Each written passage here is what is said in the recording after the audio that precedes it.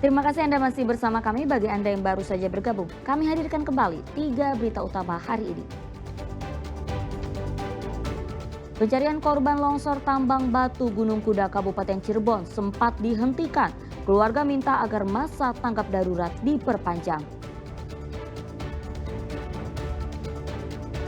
Pasar hewan kurban di Sumedang dan Tasikmalaya tahun ini lebih sepi pembeli, diduga akibat lesunya perekonomian. Rajin arang kayu menangguk untung rejeki Hari Raya Idul Adha. Permintaan arang melonjak 2 kali lipat.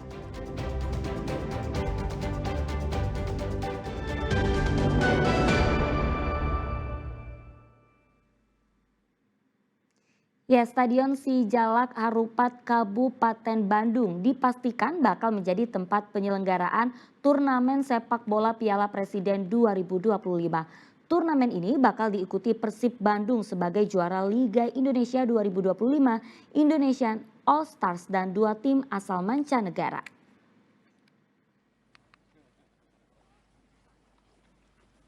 Kepastian itu didapat usai Ketua Steering Komite Piala Presiden 2025 Marwar Sirait dan Gubernur Jawa Barat Deddy Mulyadi meninjau kesiapan Stadion Jalak Harupat Kabupaten Bandung Rabu malam. Stadion berkapasitas 27.000 tempat duduk ini dipastikan bakal menghelat turnamen sepak bola bergengsi di tanah air. Gelaran Piala Presiden yang dimulai tanggal 6 Juli mendatang.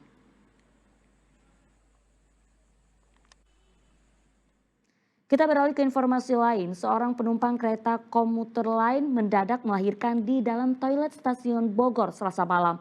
Dibantu petugas PT KAI, warga asal Depok tersebut lalu dibawa ke Rumah Sakit Marzuki Mahdi.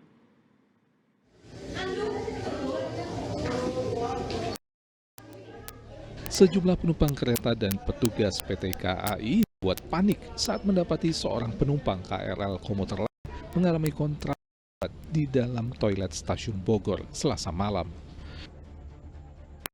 Dengan dibantu tugas pos kesehatan stasiun, ibu hamil itu pun berhasil melahirkan secara normal. Sang ibu dan bayi berjenis kelamin laki-laki yang dilahirkan kemudian dibawa petugas ke Rumah Sakit Marzuki Mahdi. Tugas kami mendapatkan laporan ada dari penumpang Pak, ada penumpang yang lahiran di toilet. Petugas kami luncuran sambil menghubungi Poskes dan membawa penumpang tersebut ke Poskes. Setelah ditangani oleh Poskes, dibawa oleh pihak ambulan. Kebetulan kita juga koordinasi dengan pihak rumah sakit. Sebelumnya ibu hamil tersebut hendak pergi ke Jakarta menggunakan moda transportasi KRL komuter lain seorang diri tanpa didampingi keluarga. Petugas PT KAI mengimbau kepada penumpang kereta yang dalam kondisi hamil tua agar didampingi oleh keluarga agar tidak terjadi peristiwa serupa. Iwan Kurniawan melaporkan dari Kota Bogor. Ya, jelang Idul Adha, penjualan hewan kurban di Sumedang dan Tasikmalaya terpantau cukup sepi. Lesunya perekonomian dituding jadi penyebab turunnya pembelian hewan kurban.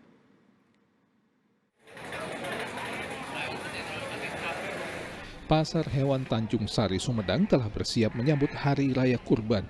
Tetapi berbeda dengan tahun lalu, kurban di pasar hewan tahun ini mengalami penurunan yang cukup signifikan. Kalau dibanding tahun lalu, jauh belum habis, karena kekurangan. sekarang kembali banyak yang paling kurang. Penjualan sapi di bulan Idul Adha sekarang sangat menurun dari yang sudah sebelumnya. Ditambah penyakitnya sekarang yang nggak bisa ditanggulangi. PMK itu ya Pak? Ya, PMK selebihnya itu ada penyakit sapi lebih keras dari yang dulu. Kalau malam dikasih makan, paginya udah dikubur banyak. Hal yang sama dirasakan di pasar hewan Tasikmalaya. Dari data pengelola pasar hewan, sapi yang masuk ke pasar hanya di kisaran 200 ekor. Padahal biasanya pasar dipenuhi sapi hingga 400 ekor. Stoknya terbatas ya. Harganya juga lumayan nih Pak ya? Harga naik juga ya? Kemarin bahkan bisa dibilang lebih sepi, Oh, lebih turun. ah. Sekarang yang masuk hanya 220 ekor. Kemarin kan sampai 300. Penurunan. Justru ini ada penurunan ya.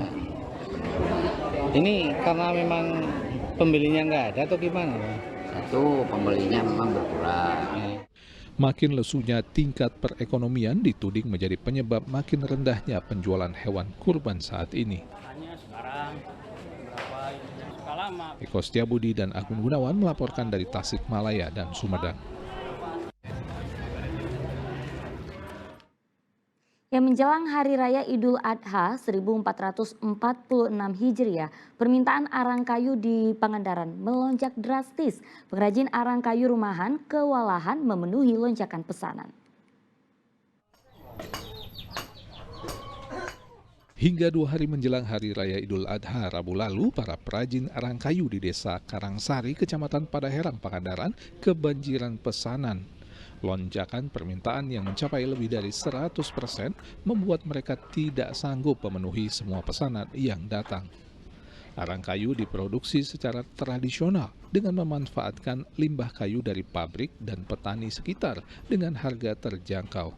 Namun kondisi bahan baku yang masih basah karena sering terjadi hujan menghambat proses produksi. Rata-rata rumah makan, warung sate, bakar-bakar ayam gitu. Kalau menjelang Idul Adha, alhamdulillah meningkat sampai bisa dibilang 100% lah. Permintaan semakin banyak ya. Untuk lokalan juga belum ini kewalahan lah. Ya. Mungkin ada yang 5 kintal, malah ada yang minta 1 ton, tapi belum direspon. Untuk kendala emang dari bahan baku karena musim hujan juga, ada basah, terus produksi kurangnya mungkin prosesnya. Proses pembuatan arang membutuhkan waktu panjang, mulai dari pemotongan kayu hingga pembakaran yang bisa memakan waktu hingga 8 jam atau lebih untuk 1 kali pembakaran. Jika di hari biasa, perajin hanya mampu memproduksi sekitar 1 kuintal arang per hari, menjelang Idul Adha mereka bisa menghasilkan hingga 2 kali lipat dari jumlah tersebut. Pendapatan pun meningkat dengan omset harian yang bisa mencapai jutaan rupiah. Peningkatan pemesanan datang dari berbagai kalangan seperti pengepul, rumah makan, warung, dan warga sekitar. Hal ini tak lepas dari kebiasaan warga usai penyembelihan hewan kurban yang biasanya mengolah daging kurban dengan disate. Eko Setiabudi melaporkan dari Pangandaran. Ya, laporan tersebut mengakhiri berita Jawa Barat hari ini. Jangan lupa pastikan Anda subscribe channel YouTube Liputan 6 SCTV Daerah. Saya Auriga Gustina berterima kasih atas perhatian dan kebersamaan Anda. Selamat beraktivitas dan sampai jumpa.